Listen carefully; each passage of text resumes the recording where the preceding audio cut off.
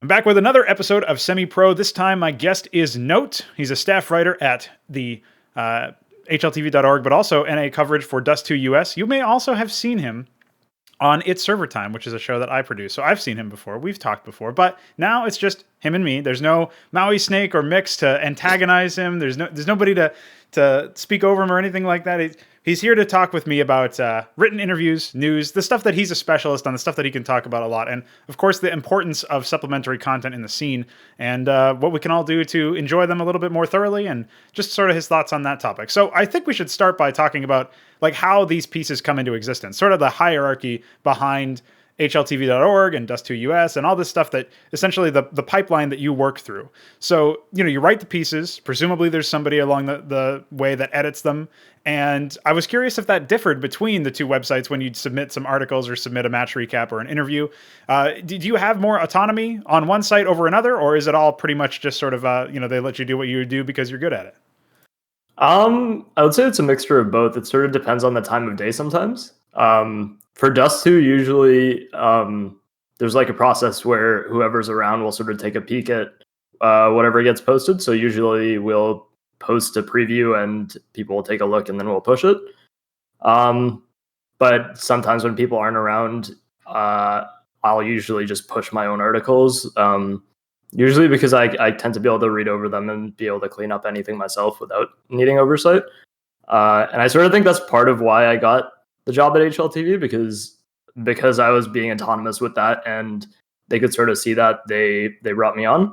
And that was sort of crucial for them because I'm really the only North American writer on staff. And so right now with matches happening in the afternoon for North America, there is oversight. So like there'll usually be one of the senior writers who takes a look at recaps. But otherwise, when matches were happening in the evening, I was usually just taking a look myself and pushing it. For a lot of the qualifiers that happen that finish around like 8 Pacific time or something, those I'll usually just push myself as well. What do you think the experience has been like if you compare it to other sites, generally speaking? Writing for HLTV, it's obviously the biggest site out there for CS source, especially for like if you're looking for a news source, but you're also looking for like recaps and stats. It's basically the one-stop shop for a lot of things. There's some people who still argue for Wikipedia, but for the most part, HLTV is like the go-to, right? So since you've been working with them for over a year now, since July last year, I was curious what your general thoughts were on like how that adjustment period has been. I assume you're all settled in at this point. So what's your take generally after writing for them for so long? Yeah, I honestly like the process, for me at least, because a lot of what I do goes through Louise, who's the editor-in-chief for HLTV. So usually it'll be like, I'll either pitch him an article. So for example, when I came to some of the North America specific features, I pitched him the idea of writing those. And then other times he'll just message me saying like, hey, we should do something on, something on Grim, for example, or something on Zeppa and Leaf. So I pitched him the Grim idea like about a month before we actually started that feature. And then he came and he said, let's hold off for now. And then we came back to it and started working through that. So a lot of my work goes through Louise specifically. I don't really interface with the other writers as much. Usually we have like conversations in the news topic chat, but aside from that, it's mostly just me talking to Louise. And then on top of that, I've basically been writing for HLTV for a little over a year, but I've also just been with the company for about 3 years. Because I also do North America coverage work. So that's basically adding all of the matches, the rosters, keeping the vetoes updated and all of that for North America and MDL. And so I've been familiar with like the whole process behind the site for a long time. And also I've just been a fan of the game for ages. So it's not just HLTV. I just follow like most of the news sources and I try and generally support everyone because I don't like trying to get much into the whole drama aspect of like this site versus that site, etc. I just try and like keep an eye on content and support what I see, right? Well, that is something I noticed scrolling through your Twitter earlier today when I was doing some prep. I saw that you pretty much like all the time you're retweeting somebody's content. Doesn't really matter what the origin point is. If it's content you think deserves a spotlight, you generally do that. So that was one of the things that interested me as well, because I mean, I imagine it must be somewhat challenging being the only guy doing the North American side of things at this point, right? Was that the case for a long time ever since you got brought on, or how did that shape up, generally speaking, considering that you are essentially the main man behind all of the North American sided content? So when I first got brought on to HLTV, they actually hired me and another North American writer.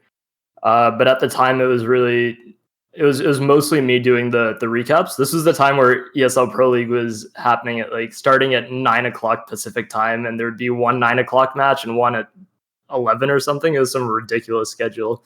So matches would end up finishing after midnight or 1 o'clock Pacific, which is pretty stupid, honestly. But yeah, it was mostly me doing the recaps at that point. So they just kept me on. And the other writer sort of transitioned into a social media role. And so, yeah, it's honestly just been, it comes relatively easy for me because most of my work has been through Token Fanatic, who is the Dust2 US editor / owner. And so a lot of my experience writing came from him, and also from my previous experience sort of doing freelance stuff for Unicorn and Esports.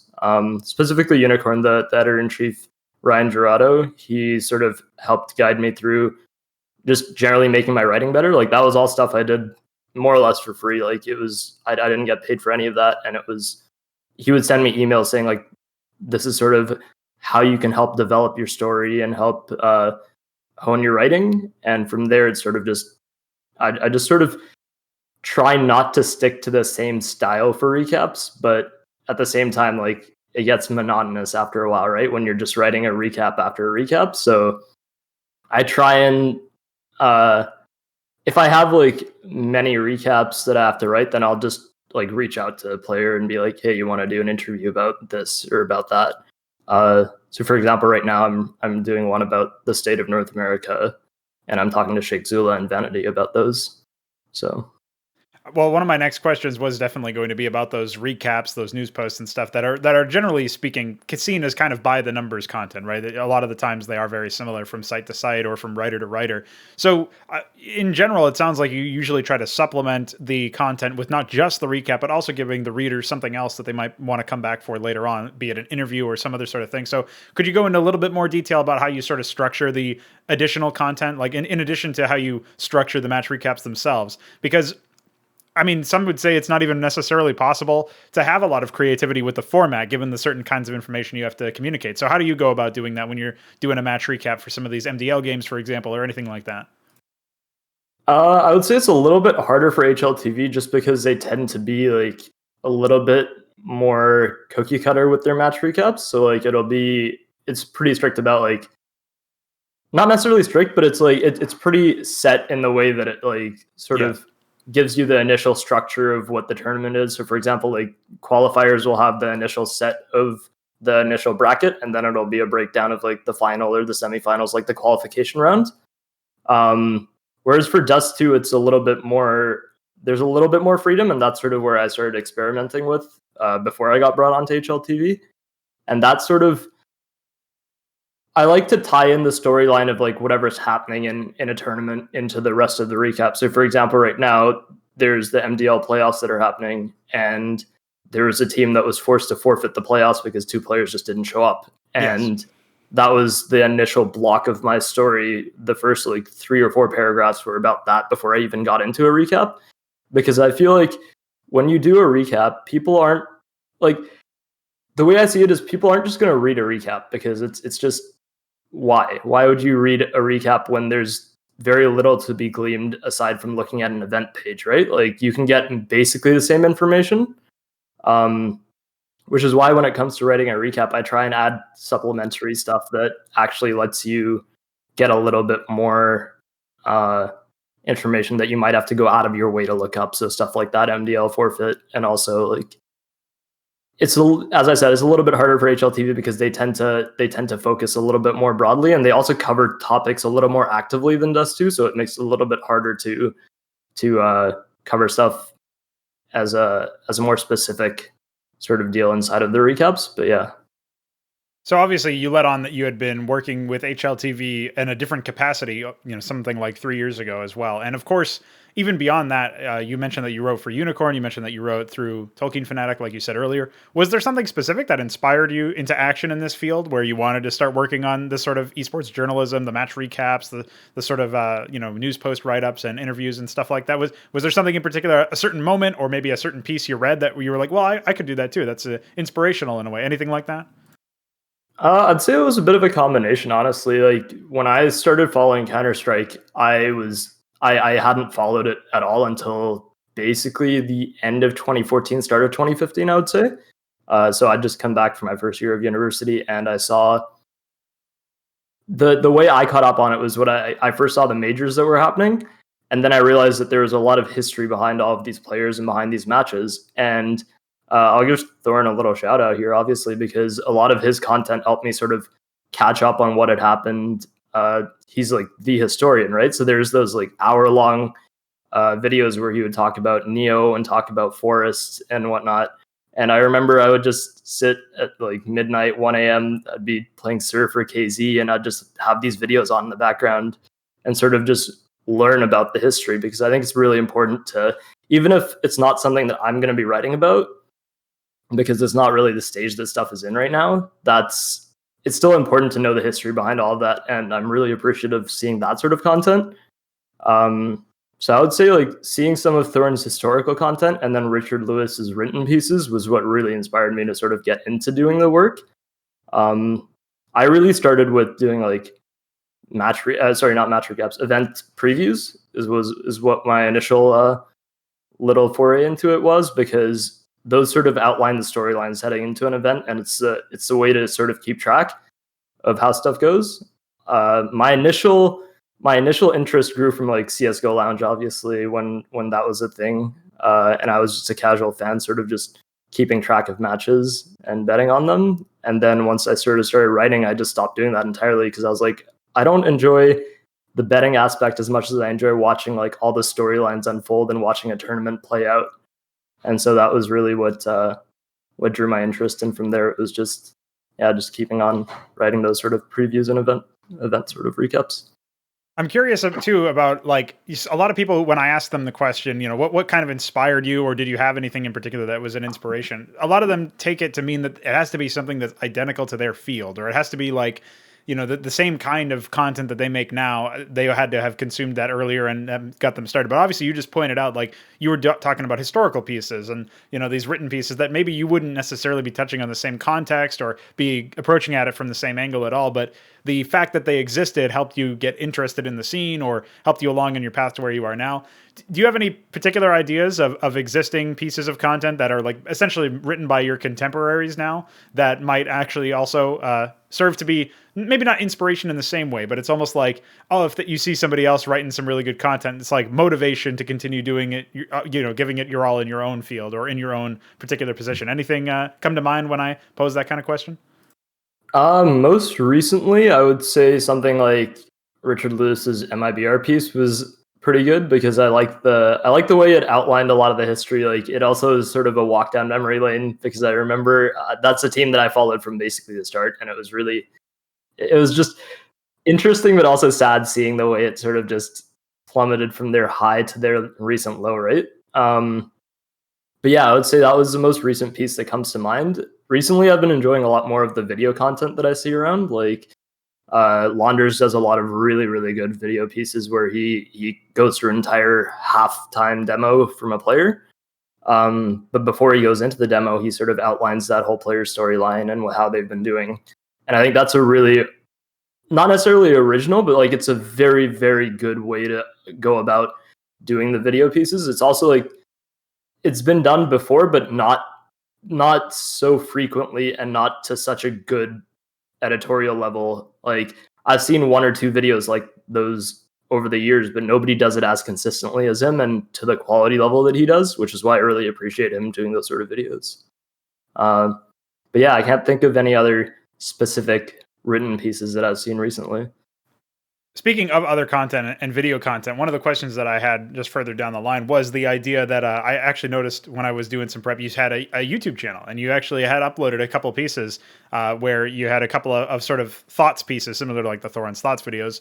And not only that, but a little bit more recently, I think about a year ago, you uploaded a match breakdown where you broke down a specific pro match. So I was curious if you have any sort of any thoughts on your interest within video content? Like obviously more recently you've been part of the Server Time talk show. Do you think that there's a space where you might pursue some sort of video content in the near future, or is that just something that you'd prefer to stay out of after like sort of finding your niche? Was that like a stepping stone to where you are now, or do you think that you might go back to it? No, it's definitely something I'm interested in going back to. I think for me it was a little bit harder to do it a few months ago when I was still living at home with my parents.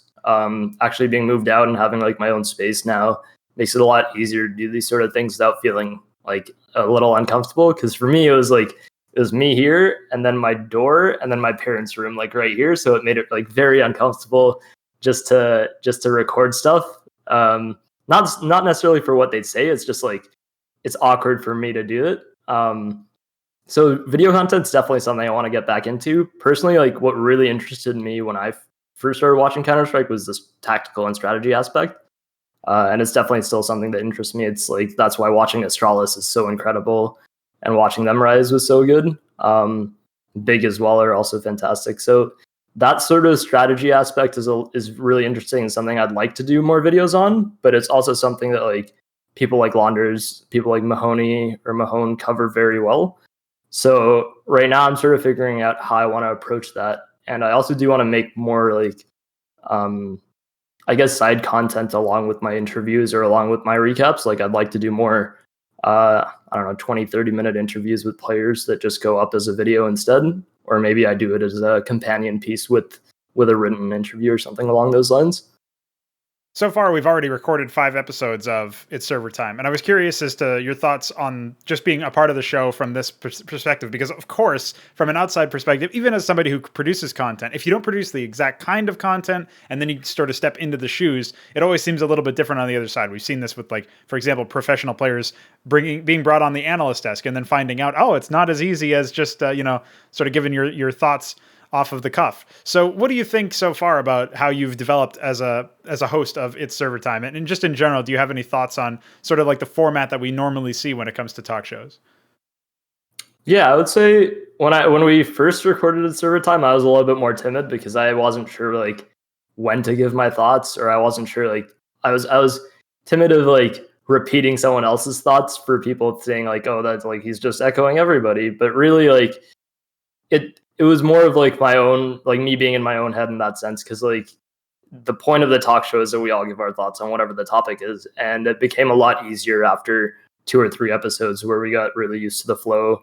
And I got used to like working with Alex and Mix. It became a lot easier to sort of just talk casually about the topics and make it more of a conversation rather than some like large podcast.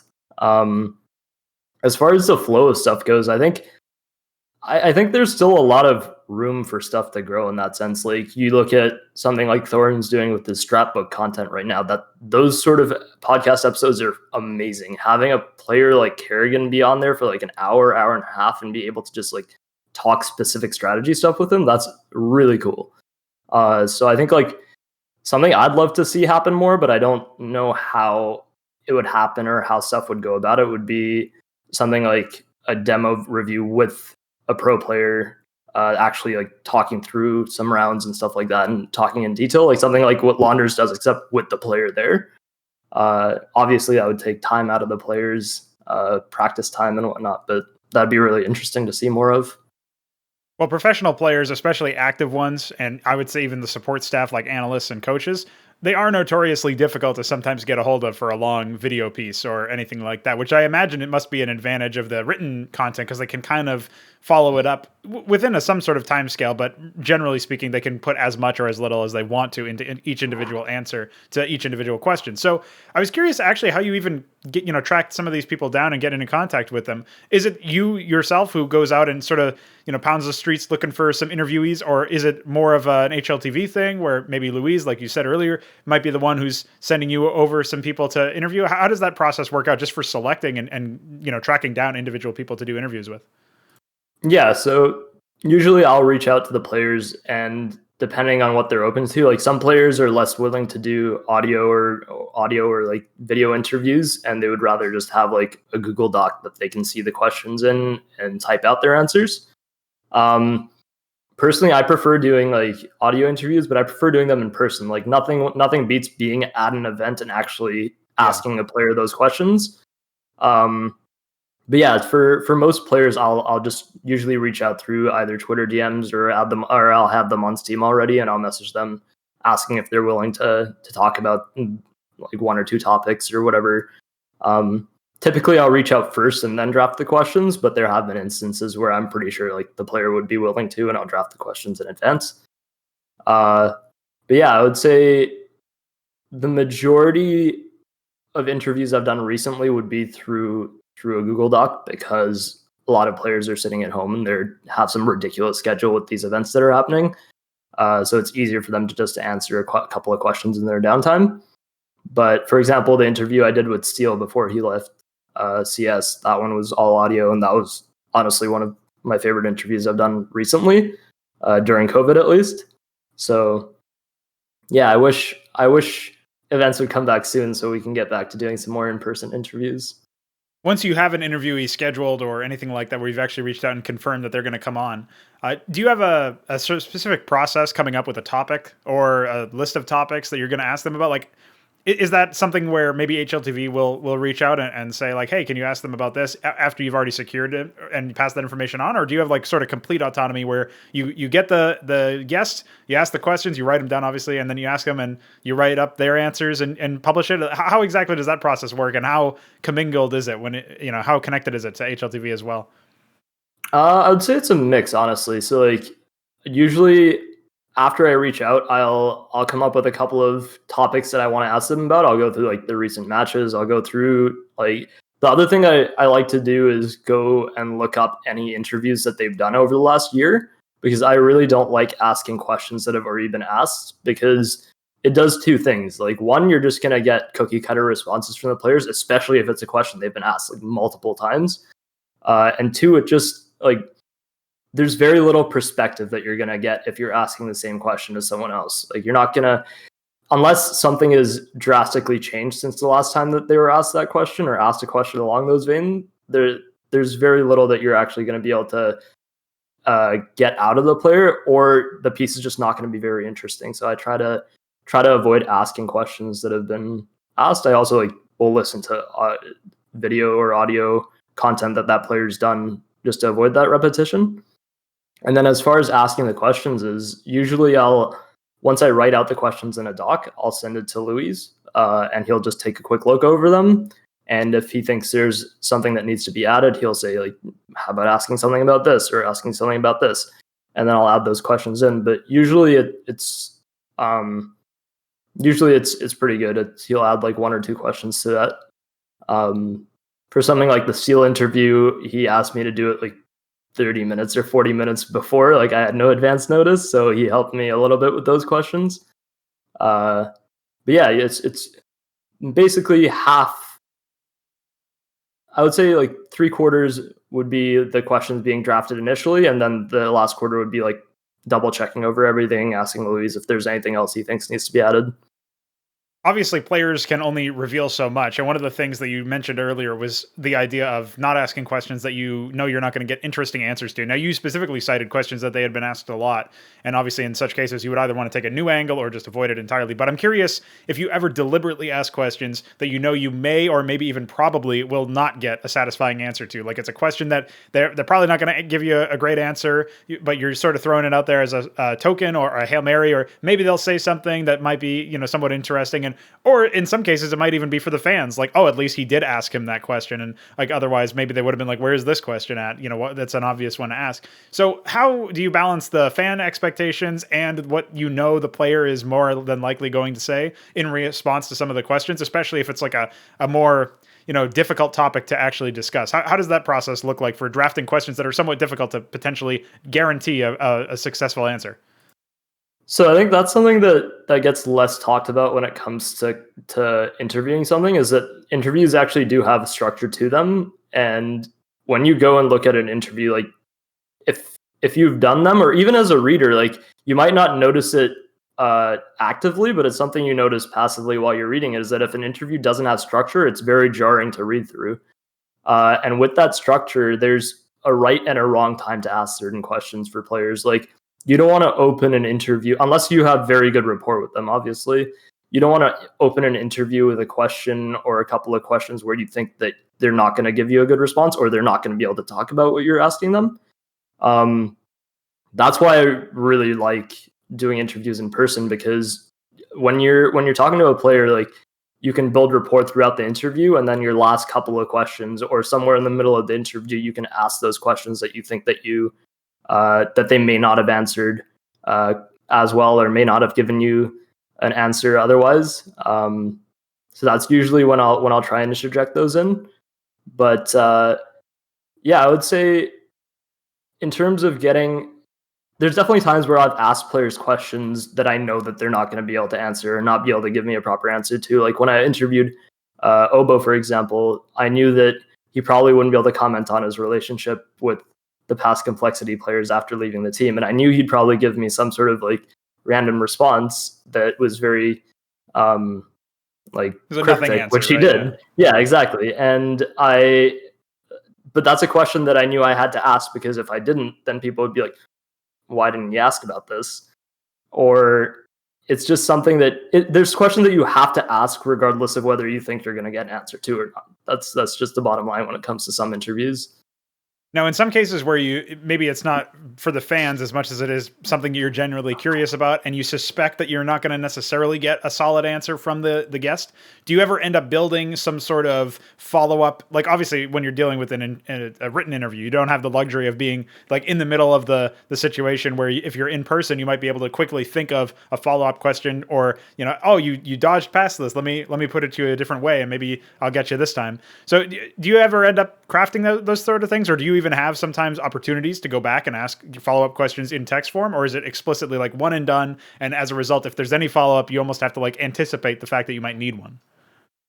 I've definitely done both. I think it depends on your relationship with the player, and that's why I think, again, going to events is so crucial, because there's only so much of a relationship you can build like through talking to people on Twitter or talking on Steam messages or something. There's only so much you can do, because when it comes to getting those sort of answers, like when you actually have built a relationship with a player, they are more willing to give you more. They're more willing to go back and answer a question. Like, for example, right now with my feature piece on North America, I have a follow-up question that I need to ask Sheikh Zula, and I'm going to go back and ask it, and he's going to have no problem answering it, I'm sure. So it can be done with written interviews. It's just a little bit more. You may not get the same flow of thought, which is what the real issue comes down to. Like, if a player answers, I don't know, 4 or 5 questions on one day, and then you go back and ask them, what about this? They may not be in the same mindset, or may not have the same thought process when they're going through initially. And so you may not get the same flow of thought, which is what I'm not a huge fan of. I personally prefer like being able to ask, if I think I can ask a follow-up question that I'll get a better response to. Like when I interviewed Steele, I think I asked him about the MIBR players, like his relationship with the MIBR players after the whole chaos drama that happened. And he said something along the lines of like, I can't comment on that. Or he said, I don't know if I can comment on from my organization's perspective, but to me, they're idiots or something like that. And then I asked him a follow-up question about like, how the players were dealing with it instead, like how Zeppa and Leaf were handling it. That way he could sort of shed some light on it. And so having the opportunity to ask those follow-up questions is a pretty big, it's a big factor in doing interviews, and something that I think is a little bit harder to do when you're doing it online.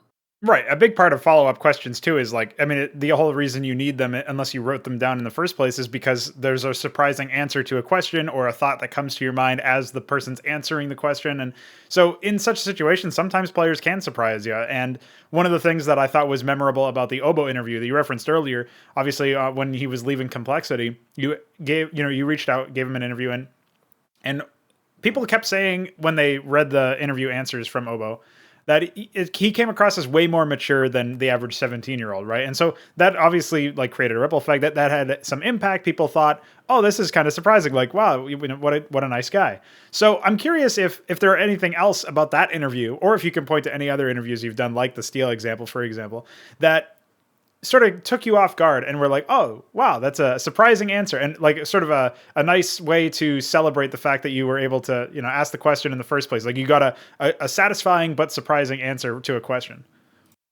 Yeah, I would say with the Obo interview specifically, I felt like his responses were like a lot more measured. And that was sort of an effect of having a text interview with him, is that he had the time to sort of re-answer questions and sort of think a little bit more in detail about what he was saying.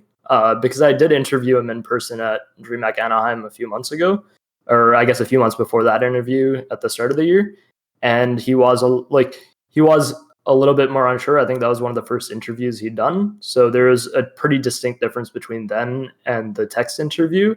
But even then, like he answered questions really maturely and he approached it in a very mature manner. So like that aspect was still there, but the fact that he could sort of think a little bit more about his answers definitely made a big difference.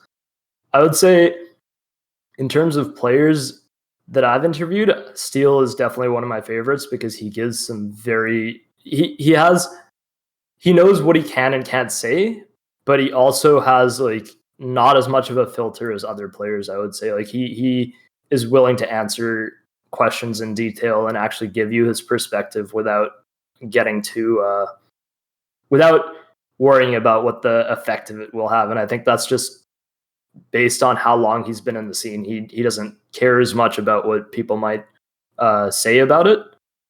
And I would say one player that I definitely really enjoyed talking to right now that's in a similar vein would be Sheikh Zula, because he for a player as young as him, I think he's 22 or something, and he's an in-game leader. Like he gives some very, very detailed responses to questions, and for a player who hasn't done that many interviews necessarily, that's a really good trait to have.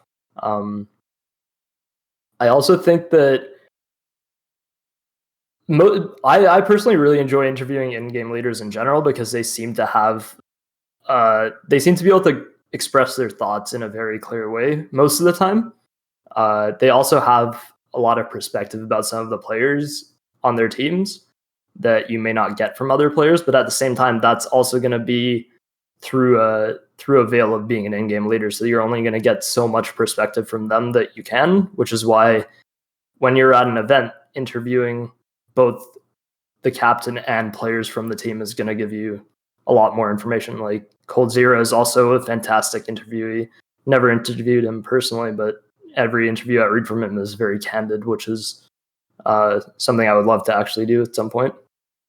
When you consider that, I mean, obviously the obvious question, or the obvious answer to this question, is it depends based on a case-by-case basis. But the question actually is, what do you consider the role of your interviews in general? Because if you look at how you, for example, the interview with Obo, that was obviously a case where a player left a team. There was, stirred up a bit of controversy. People had questions. Some people were very quick to judge, on either way, what the circumstances might have been. And we didn't have all the information. So obviously very valuable to get the player's perspective. In such a situation, it's somewhat easy to characterize the purpose of an interview like that. But it's not the only kind of interview you've done. You've obviously done a bunch on a bunch of different other topics. So is there a catch-all that you think fits all of the interviews that you've done, or some sort of through line you can sort of point to? Or do you think it really is just a situation where, luckily enough, you get to impact the scene in a bunch of different ways depending on who you're interviewing and what the topic is? Yeah, I think that's exactly it, honestly, because when it comes to interviewing players, you have to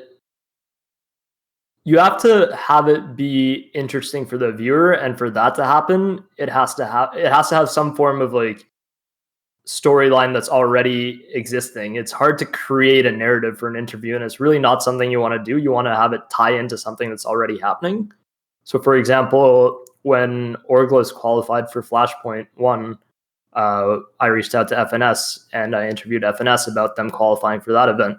And that's something that was like, I guess, a momentous sort of mark for them, because they were a team that was already on the brink of like disbanding because players were considering going to Valorant, or they'd already tried out that game, obviously. And so basically tying it into some storyline that already exists is a very crucial sort of factor in creating those interviews. And so like with Obo, with FNS, even with Steel, with that whole chaos and Leaf situation, that was another sort of storyline that tied into everything. What I really enjoy doing nowadays is sort of creating feature content around the players I interview. So like when I talked to Leaf and Zeppa, that was around creating their feature piece. And then when I reached out to do Grimm's feature, I also reached out to like a lot of the players he'd played with previously on teams like Voltage and Sheikh Zula, who could give more perspective. And creating those sort of pieces is definitely like, it's a lot harder, but it's also a lot more rewarding because it gives you perspective about these players from multiple different angles.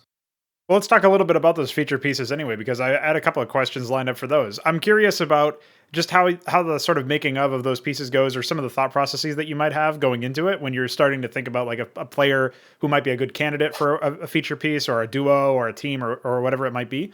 And one of the other things I was going to ask, sort of like broach us on this topic, was you mentioned earlier that you had been doing data entry stuff and you sort of like managed the statistics in many ways back in the day, a couple years back. So I was curious if you think that job in any way, sort of like an appreciation of the stats that a lot of the fans are looking at in many respects, and maybe even some analysts are drawing upon to, to help accentuate some of their points. I'm curious if you thought that experience managing all those things and sort of immersing yourself in that world prepared you in a positive way for the stuff that you do now, be it the interviews or these feature pieces that you're seeing with now. So what do you think about that? Like, did that prepare you for the content you're making now? So I still do a lot of the coverage stuff, not as much of the statistics. That's handled by another coverage admin, but I still do a lot of the MDL / like Semi-Pr0 North American coverage stuff. So that helps me keep track of like, I would say the biggest thing that's done is helped me keep track of like the upcoming players, and also like how teams are playing in MDL, which gives you a general idea of what some of these players are talking about when it comes to the talent that's coming up and the sort of potential that they might have. As far as it like helping create these interviews and the statistics themselves, I don't place as much emphasis on statistics as other writers might. Especially like I know Professor for HLTV like is a stats believer, as he says in his Twitter bio. I don't place as much emphasis. Obviously, stats can give you like a general idea of what a player might be like, but there's only so much that it can tell you aside from like it can't tell you what role they play. It can't tell you the sort of stuff they do for a team. There have been more statistics recently that does shed light on that, like flash assists and that sort of branch of it, but it's not as impactful, which is why I really like people like Launders who are creating this content that actually goes in depth into like a player who might have a certain role on a team. And he doesn't just highlight games where they're having like 40 kills or 30 kills. He'll talk about games where players don't get as many kills, but they have some sort of valuable team contribution that's just not something that you see in stats, right? And that's something that we've seen over the months. Like when Taco used to play and people used to talk shit about his stats, and now obviously his stats got worse and he didn't seem as good of a player. But again, like when you go into seeing how he plays, then it's like when you're left as a solo B anchor and 3 of your teammates are super aggro and they're dying, then what are you going to do, right? But also obviously like at some point stats do give you a general picture of how a player plays. I think something that I wish we could see more of would be like more detailed stats like time to kill and spray down accuracy percentage. Like these are stuff that you have to use like other platform or other like programs to basically get a general idea of. But these are stats that in-game leaders who scout talent, those are the sort of stats that they look into. Like when I was talking to Josh RT, he said that when he scouted Ethan, Sabrosa, and then later Zeppa, that's what he like really looked at was time to kill, time to like the time it would take for his crosshair to go to an enemy after he spotted them, his spray down accuracy. Like those sort of stats are really useful for scouting players, but they're not something you see talked about as much.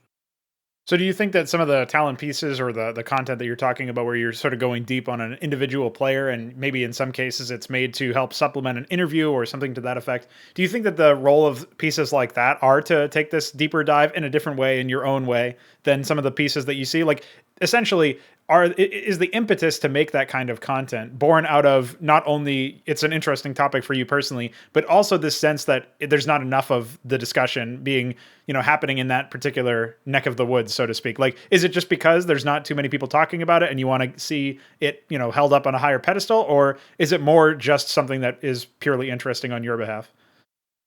Yeah, I think stuff like that doesn't get talked about as much, or at least when it does, it gets talked about from the perspective like, for example, with the state of North America right now, it's so easy to say like, oh, the scenes in a like players are awful, all these players are leaving, and like look at how bad the quality of teams is.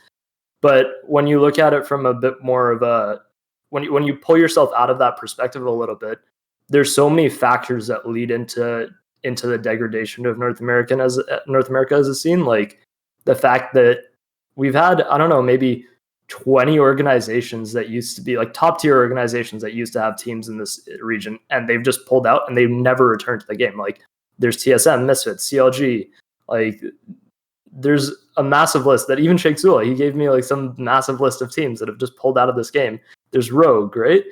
But when these teams are pulling out, they're pulling out because they're not making a return on their investment, right? But again, that also goes back to the fact that there's very few third-party tournaments in North America. Like if you're not in ESL Pro League and you're not in Flashpoint in North America, you're not going to get signed by an organization. That's almost the bottom line of it, right? Because the organization is not going to make anything back on that investment. And it's not necessarily that the players are asking for too much money. It's just not rewarding for them to sign those sort of players. Because when you go to Europe, you have all these third-party cups and tournaments that are held every single week. You'll be hard-pressed to find a week where there isn't some form of a tournament being held in Europe that's a second-tier or third-tier tournament. And again, another factor on top of that is the fact that North American cores tend not to stick around very long. Like when there's very few teams that have a core of 3 players that have existed for a long time in North America. Like outside of Liquid or EG, a lot of the tier 2 teams that come up, they tend not to have a core of 3 that sticks around for too long. Like even if you look at Chaos, Vanity is the longest tenured player on that team, and he joined in January this year. Like when you look at a team like that, that's a very surprising thing, because like they were a team that was upcoming last year, and now they have one player. Their longest tenured player is one who joined at the start of this year. So when you don't have core sticking around, and you don't have organizations signing those players, and you don't have these teams inside of leagues like EPL and Flashpoint, stuff like that it's just gonna compound, and that's the sort of thing I want to highlight a little bit more of, because it's very easy for people to go and say stuff like North America as a region is shit and that it suffered. But like when you look at the outside factors in it, and it's not something that as many people do, that's sort of something that I want to draw more attention to, not necessarily just for North America, but in general, like giving other perspective for these sort of things. Well, if we switch gears a little bit away from North America, I did notice that you, for example, had interviewed Fur in the past. And obviously this is not a North American player. He's been over in the Polish scene for quite some time. And so I was curious, this sounds almost like a very small detail for, I imagine, most people who have not been in the perspective of trying to do interviews in this context. But bearing in mind that sometimes you'll have to ask questions to somebody who does not speak English as their primary language, Some people say the questions have to be worded differently. Some people say maybe you should just try to be consistent so that if they're familiar with your other work, that they can just hop right on. So what do you make of like the process of fielding questions for somebody who you're not 100% sure how high their comprehension is in that subject? It seems like an intangible thing, or something that's probably almost never been asked about if I had to guess, but something that, sort of crossed my mind as an interviewer myself. I'm curious about how you go about approaching players who don't speak English as their primary language, and you still have to find a way to extract that information from them to get that satisfying answer. Yeah, so when I interviewed PHR, that was actually like one of my first interviews with like a non-North American player, I would say. That was actually my second event ever doing an interview. And so he actually had the help of his coach who did speak like decent English at the time. So he was helping him translate a bit. So it was going between like English and Polish a little bit, just to get the clarity of the questions there. But you definitely do have to change the way that you ask some questions. Like you can't ask as detailed questions that you might otherwise. But in general, I try not to lose the thread of what I'm trying to ask, because when you do that, then you're just losing the whole concept and the whole outline of the interview, really. Like you don't want to, I personally don't like detracting from what I'm trying to ask, because if I'm not going to get the answer, then I'm just not asking the right question, or I'm not phrasing it the right way, right? If it's a player who I think won't understand the question, then I have to figure out a different way to ask the same thing that they might be able to understand a little bit easier, right? When you're talking about, asking PHR and sort of interviewing somebody in Europe from, as you say, it was amongst the first time, if not the first one. So I'm curious if you have any aspirations to expand out into European Counter-Strike in that sense, where you're, sort of becoming a little bit more closely knit with the European players and getting them on for some interviews, audio or written. Is it just something that you haven't had the opportunity to because you've been so swamped with North American work, or is there also some sort of barrier there where maybe it's language, maybe it's just, you're not really in the same sort of, Steam groups or anything like that in the same way, whereas you might be, it's easier to reach out to the North American guys if you already have a couple ins. So are you just waiting for your in to come in there, or do you just think that it's something that you're too busy with holding down the fort in North America for? I think it just comes down to there being no LAN events right now. It's a lot easier to get those sort of connections with players and be able to interview them more when you're actually meeting them at events and actually interacting with them in person, because otherwise I don't get as many opportunities to talk to those players, right? Whereas in North America, these players I can reach out to, they follow me already, or I've met them before at an event like a Philadelphia or something. So it's a lot easier to interface with them. Whereas like personally, what interested me, the reason I got into following Counter-Strike was because I loved the whole tactical aspect of the game. I loved the top teams that play this game, and that's where it sort of has been like a really roundabout way to getting to what I wanted to do.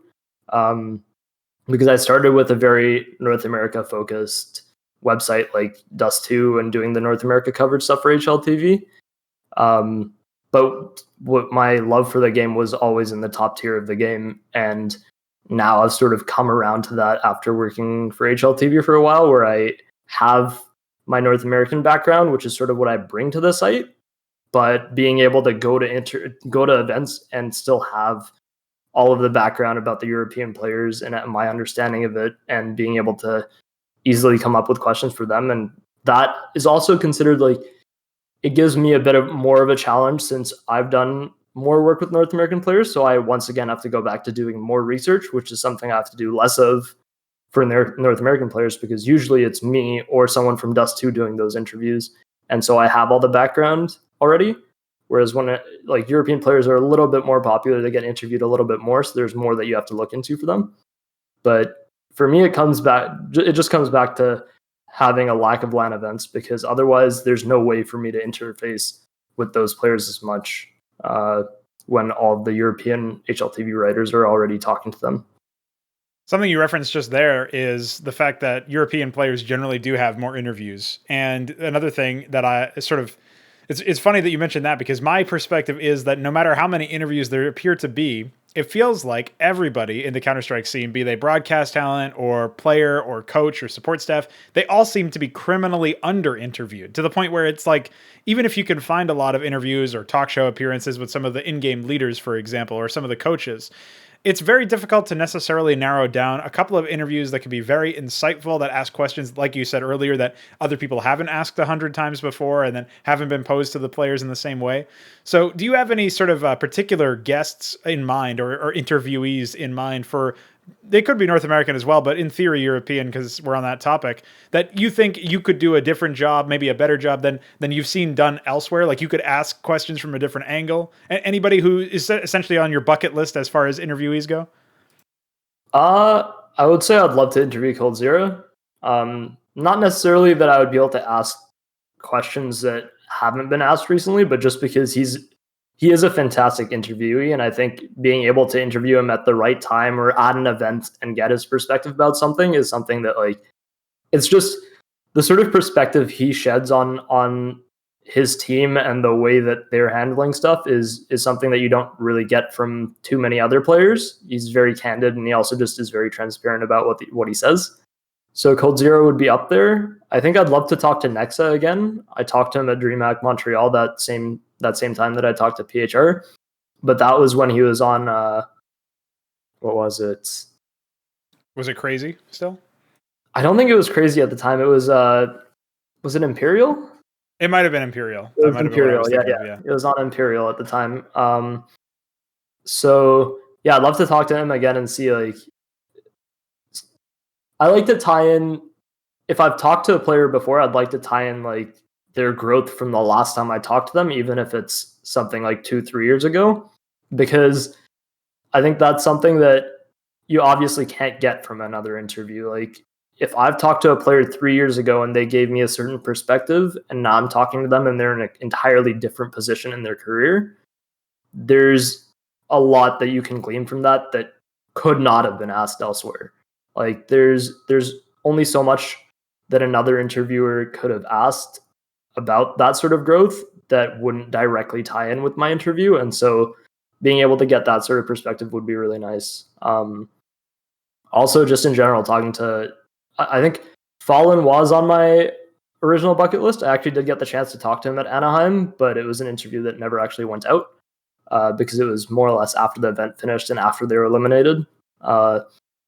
But yeah, I would say any of the Astralis players would be really fun to talk to.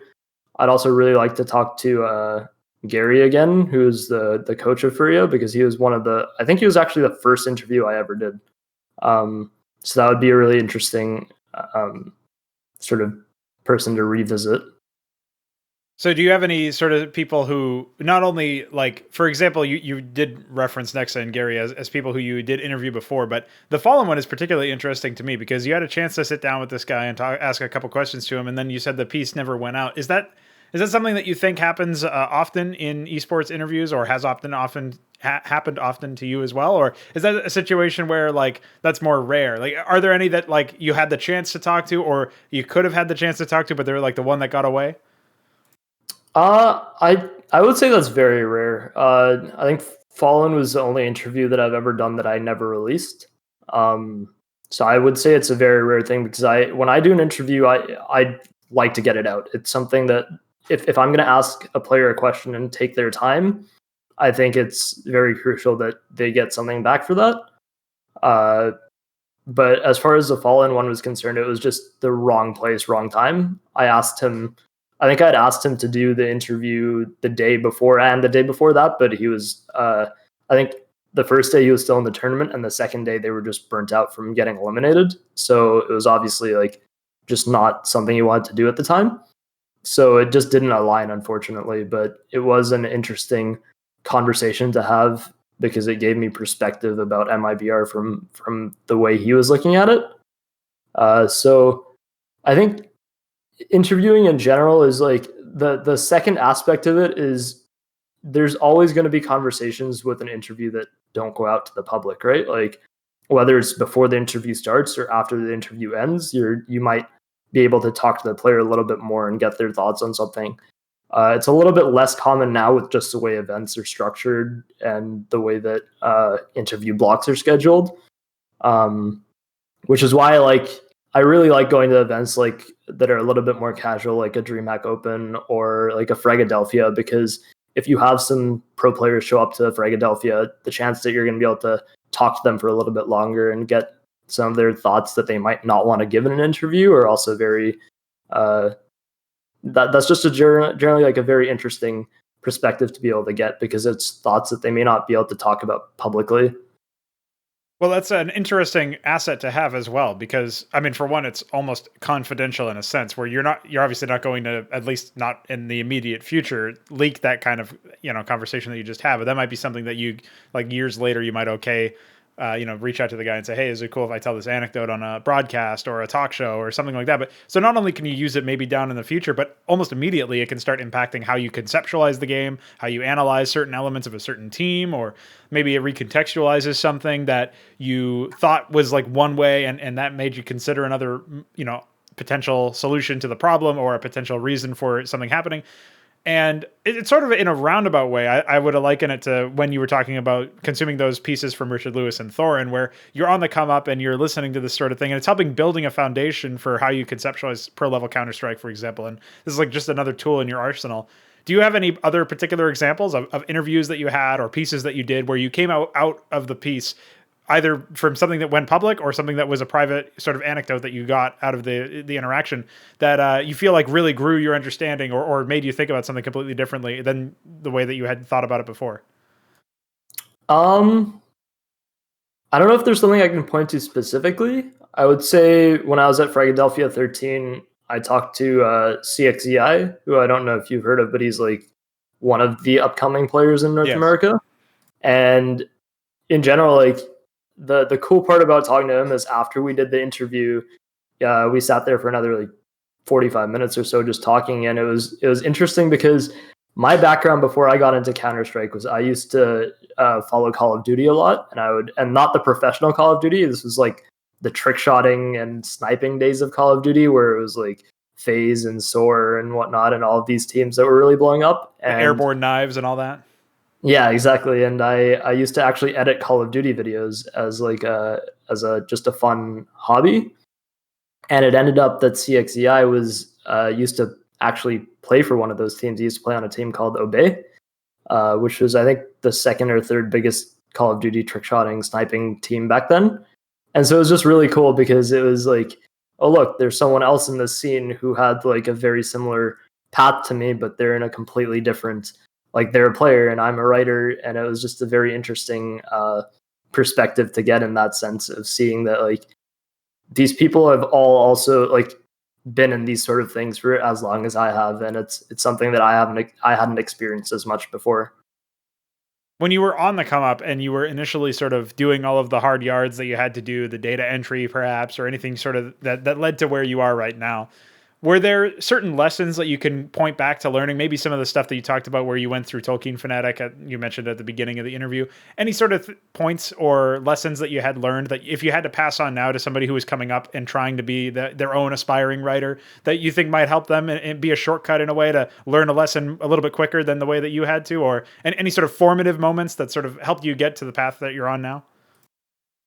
I would say if you're trying to be a writer, I think it's very important to learn about journalistic ethics and in general learn about like properly conducting interviews and talking to players, because that's what I think following Richard Lewis and Thorin at the start for me really, really honed in on, was the fact that these guys knew when to say something and knew when to ask something and knew when it was wrong to share a certain idea or something like that. And that was also something that I focused on when I started writing for Dust 2. And when I talked to Tolkien Fanatic, was very much controlling the editorial side of that site and being very clear about not making those sort of mistakes when it came to journalism. And I think that's something that you have to start like that. You can't start writing and make those mistakes, because it's very hard to come back from making journalistic errors, even if it's early into your career. So it's something that's very crucial. Like you look at Richard Lewis and he's made zero like mistakes like that in his career. And that's sort of something that I aspire to, because being able to be that clear with your work and that confident in your work is something that I consider is very important as a whole, really. Are there any things that are maybe a little bit less impactful if the mistake does occur that you can point to, that you say, oh, maybe I flubbed this question, or I could have worded this better? Any sort of like defining rule that you might be able to point to is like a way that you improved is the way that you structured your interviews, or that you wrote your pieces. Anything like that that might be a little bit more on the lower level for people who are coming up? I think paying more attention to the like micro aspects of content that you see is really beneficial. Like, even if an interview is not something you plan to do in the near future, seeing the way people ask questions and seeing the way they structure an interview is going to help you in the long run, because it's very similar to how you would structure like an article or a content piece in terms of the story. Because when you're structuring a long form piece, you're gonna want to tie in a narrative throughout the whole thing, right? Like when that recent report about Cloud9 dropping Modem, JT, Sonic, and TC, like canceling those contracts came out. That was sort of what Ryan and Eminem's got me to help with, was like the general structure of the story from start to finish. And that's something like it's something that's very easy to notice when it's wrong. When I go to like another site and I see like a story outlined very poorly, it's very clear that the person either didn't hone this in when they started writing, or they just didn't put as much effort into the piece as you should. So I would say like giving yourself a general outline of how to write something and then constantly iterating on that and getting better at it is something that's just in general always going to make you a better writer over time. One of the things that I was curious about as well, as we're sort of coming to the closing end of this interview, and it was just something that you brought up when you were talking about overall structure. And if you would go all the way back to the beginning of the interview, something that you mentioned that you sort of started learning from Tolkien Fanatic. I was curious if you think that there are still positions out there where essentially people can come up and they don't have to risk necessarily doing any of those really big journalistic faux pas. They can learn on the job in an environment that's, for lack of a better term, safe, where they're not going to be able to make any career-ending mistakes before they've really even started. Are there still positions like that you see out there? Like, essentially, or if we put out a spotlight for people who are going to come up and start doing these journalistic duties, start writing these articles or figuring out these interviews or sort of fulfilling that role, what kind of places do you think would be good spots to go to? As far as websites are concerned, or as far as like, I think that's a harder thing to approach nowadays, because it's become a little bit more, I don't want to say mainstream, but like there's a lot of dedicated cover sites. Like there's Dixerdo, there's HLTV, like there's a lot of sites that do it very dedicated now. Whereas when I first started writing, there's a site called Gamers with a U. Right. I think they're now Unicorn, or is that there was some merger at some point where they changed brands, I believe. I think Gamers merged with Dot. So Okay, Dot Esports and Gamers became like the same website essentially. But back when Gamers was around, anybody could, they basically made it so anyone could write an article, and then it would get submitted to like an editorial team, and that would be able to sort of like they'd comb over it for any mistakes, and then they'd publish it, and you wouldn't get anything out of it aside from having your article published on the website. But I would say if you're looking to get started, honestly, like the easiest thing to do would be just to follow tournaments and write like previews for them. Write either a tournament preview, or follow a team or two that you think has a very interesting storyline going into a tournament and write about that. Because if you're following it right, there's like no journalistic mistakes you could really make in that aspect. You're more or less giving your idea and your thoughts about the storyline of that team heading into a tournament, and doing that will generally just, if you write well, it will put you on the map. And if you don't write well, it's something that you can learn off of and improve your own writing off of. As far as getting it published at this point, I think start on Medium and write and publish on your own sort of WordPress sort of sites. Or if you think you have the sort of content that that should be able to get published, reach out to an editor of the site. Like they will respond. Like reach out to Ryan Gerardo from Unicorn and see like the other aspect is if you go onto these websites, you can find the email addresses of their editor in chief. It's not a hard thing to do. You go to their about section, you go to their staff page. If you have a site you really want to write for, like reach out, email them, write your email properly, and then pitch them your idea. Even if you don't have the article ready, pitch them the idea and see if they're willing to give you any editorial oversight. Because even if they're not going to pay you, they can give you some background information and give you that sort of beginner experience that is very crucial to get. As we're at the end of the interview, I was curious if you had any sort of final thoughts for us or shout outs you want to make. Any last word is over on your side. Not really. It's been very interesting being on the other side of this process. I know that's a very common trope for people who interview people and then do one themselves, but it's been a very interesting process being on the other side of this, and I thank you for that.